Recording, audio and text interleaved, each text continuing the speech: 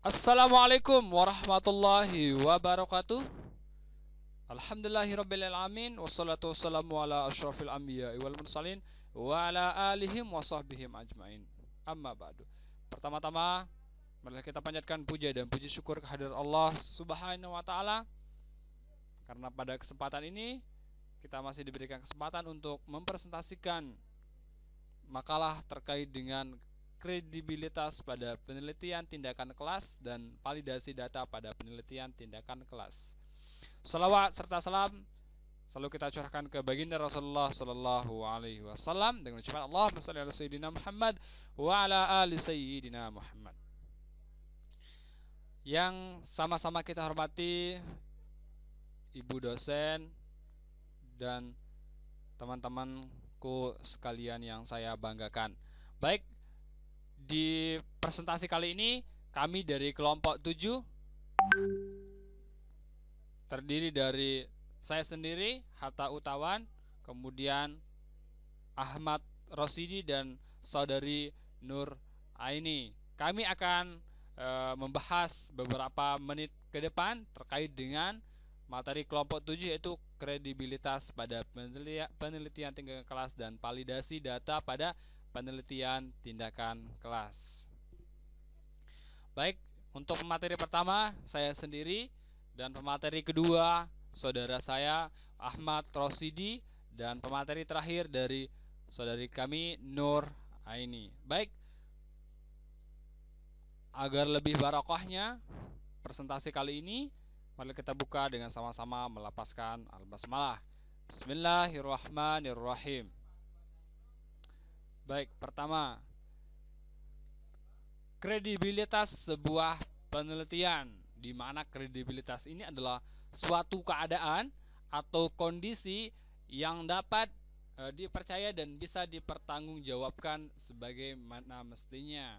Nah, ini salah satu hubungannya dengan penelitian, yaitu para pakar peneliti ya sering mempertanyakan tentang reliabilitas dan validasi daripada penelitian itu sendiri, seperti penelitian tindakan kelas yang merujuk kepada tradisi kualitatif yang karena sifatnya yang deskriptif itu, dan naratif juga mempunyai cara-cara sendiri ya di dalam menegakkan derajat keterpercayaan, berbeda dengan penelitian yang sifatnya yang sifatnya generatif dan memakai ukuran-ukuran reliabilitas dan validitas yang sudah baku dari tradisi positivistik. Nah, di sini akan dijelaskan terkait dengan apa sih makna kredibilitas sebuah penelitian, kemudian langkah-langkah validasi penelitian tindakan kelas. Validasi data penelitian tindakan kelas. Oke, materi selanjutnya. Nah, uji kredibilitas itu adalah pengujian kepercayaan terhadap data hasil penelitian itu sendiri. Nah, ketika kita sudah mempunyai data, kemudian harus kita uji kredibilitasnya atau kita uji kepercayaan atau kondisi daripada hasil penelitian kita itu sendiri. Nah, di sini ada beberapa teknik dapat dilakukan untuk memenuhi kriteria daripada uji kredibilitas itu sendiri. Yang pertama itu kredibilitas. Nah, yang pertama itu perpanjangan keikutsertaan. Nah, kemudian yang kedua itu ketekunan pengamatannya. Nah, harus dilihat ketekunan daripada pengamatan yang dilakukannya. Nah, kemudian triangulasi. Jadi regulasi daripada penelitian itu panjang kayak gitu. Nah, yang kedua itu keteralihan uraian rinci. Nah, teknik ini menuntut peneliti agar melaporkan hasil daripada penelitiannya sehingga uraiannya itu dilakukan teliti dan secermat mungkin supaya menggambarkan konteks daripada tempat penelitian diselenggarakannya. Kemudian bagaimana sih langkah-langkah daripada validasi data dalam penelitian tindakan kelas itu? Yang pertama itu adalah validasi. Nah, validasi ini adalah suatu tindakan yang membuktikan bahwa suatu proses atau metode dapat memberikan hasil yang konsisten ya, sesuai dengan spesifikasi yang telah ditetapkan dan terdokumentasi dengan baik. Artinya bahwa validasi ini dilakukan bila ada perubahan yang mempengaruhi produk secara langsung atau yang sering disebut dengan major modification. Nah, produk seperti produk baru ini atau produk lama dengan metode baru itu existing dan legacy produk. Nah, validasi sering juga kita sering dengar dengan validasi hipotesis. Nah, validasi hipotesis ini adalah diterima atau ditolaknya suatu hipotesis itu sendiri. Baik, untuk pemateri selanjutnya saudara saya saudara kami Ahmad Rosidi, waktu dan tempat kami persilahkan. Oke, baik. Assalamualaikum warahmatullahi wabarakatuh. Perkenalkan, nama saya Ahmad Rosidi. Saya akan melanjutkan penjelasan dari Hatta Utawan, yaitu tentang B. Wacana sertifikasi dalam penelitian tindakan kelas. Dengan semakin meningkatnya laporan penelitian tindakan yang dalam kajian kita adalah penelitian tindakan kelas, dalam literatur kajian penelitian semakin meningkat, juga kepedulian mengenai validitasnya. Konsep validitas dalam aplikasinya untuk penelitian tindakan mengacu kepada kredibilitas dan derajat keterpercayaan dari hasil penelitian. Nah, di sini ada validitas hasil, yaitu sejauh mana tindakan dilakukan memecahkan masalah dan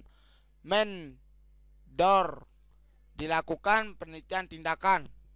Kedua yaitu validitas proses, yaitu memeriksa kelaikan proses yang dikembangkan berbagai fase penelitian, bagaimana permasalahan disusun oleh bagaimana penyelesaiannya, triangulasi data atau sumber dan tepat untuk validitas ini. Ketiga yaitu validitas demokratis, yaitu sejauh mana penelitian tindakan berlangsung secara kolaboratif dengan para mitra peneliti. Selanjutnya validitas katalis, yaitu sejauh mana penelitian berupaya mendorong partisipan mereorientasikan, memfokuskan, dan memberi semangat untuk membuka kondisi praktik mengajar mereka sehari-hari. Di sini juga ada validitas dialog, yaitu merujuk pada dialog yang dilakukan dengan teman sejawat peneliti dalam menyusun dan mereview hasil penelitian beserta penafsirannya. Oke, itu saja dari saya. Terima kasih, kurang lebihnya saya mohon maaf. Billahi taufiq wal hidayah. Wassalamualaikum warahmatullahi wabarakatuh. Sekarang akan dilanjutkan oleh Saudari Nur Aini tentang prosedur dan pelaksanaan validasi dan Hopkins. Kepada Nur Aini dipersilahkan. Oke, baik. Assalamualaikum warahmatullahi wabarakatuh.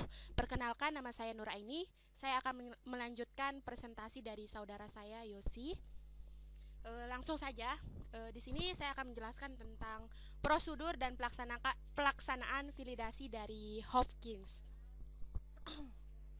Setelah Anda mengikuti wacana dan mempelajari berbagai kriteria validasi, langkah berikutnya adalah mengkaji suatu bentuk validasi yang akan Anda lakukan terhadap hipotesis, konstruk, atau kategori dalam penelitian tindakan kelas Anda dalam versi Hopkins tahun 1993 dan kawan-kawan untuk menguji derajat kepercayaan atau derajat kebenaran penelitian Anda. Ada beberapa bentuk validasi yang dalam Anda lakukan dalam penelitian tindakan kelas Anda. Misalnya, dalam melakukan member check, yakni memeriksa kembali keterangan-keterangan atau informasi data yang diperoleh selama observasi atau wawancara dari narasumber. Apakah keterangan atau informasi atau penjelasan itu tetap sifatnya bentuknya atau tidak berubah sehingga dapat dipastikan keajekannya dan data itu terperiksa kebenarannya. Yang kedua itu adalah persyaratan pelaksanaan validasi. Persyaratan yang harus dilakukan dalam melaksanakan validasi adalah yang pertama, validasi harus sudah tersedia dan telah di-approve. Yang kedua, validation studies harus sesuai dengan protokol. Dan yang ketiga, data validasi dari studies harus dikumpulkan, dicatat dan disimpulkan. Yang keempat, validation report harus direview oleh tiap departemen terkait dengan di-approve oleh quality unit. Yang kelima, data validasi harus terdokumentasi dengan baik. Dan yang terakhir, jika terdapat perubahan pada proses yang divalidasi harus dilaporkan. Yang ketiga adalah persyaratan pelaksanaan validasi, di mana persyaratan pelaksanaan validasi itu yang pertama adalah prospective validation digunakan untuk produk baru sebelum memenuhi spesifikasi yang dipersyaratkan. Yang kedua adalah retrospective validation digunakan untuk anti-blizzard produk dengan mengevaluasi proses berdasarkan historical data-data produksi. Testing dan kontrol validasi ini dilakukan sebelum prospective validation. Yang ketiga, concurrent validation, validasi yang dilakukan oleh technical service department meliputi kualifikasi alat, validasi proses, cleaning validation, validasi komputer, dan fagging validation. Sedangkan analytical mode validation dilakukan oleh quality unit. Yang terakhir adalah concurrent validation, digunakan untuk produk yang sudah ditravalidasi tapi akan ditentukan beberapa parameter yang baru. Validasi dilakukan sebanyak 3 batch. Mungkin itu saja dari kami. Terima kasih. Wassalamualaikum warahmatullahi wabarakatuh. Baik, itu pemaparan dari kami kelompok 7. Mohon maaf jika ada kekurangan dan kekhilafan yang disampaikan oleh kami. Sekali lagi kami meminta maaf kurang dan lebihnya. Mohon maaf. Mari kita tutup presentasi ini dengan sama-sama melafazkan hamdalah. Alhamdulillahirabbil alamin. Sekian dan terima kasih dari kelompok 7. Wassalamualaikum warahmatullahi wabarakatuh.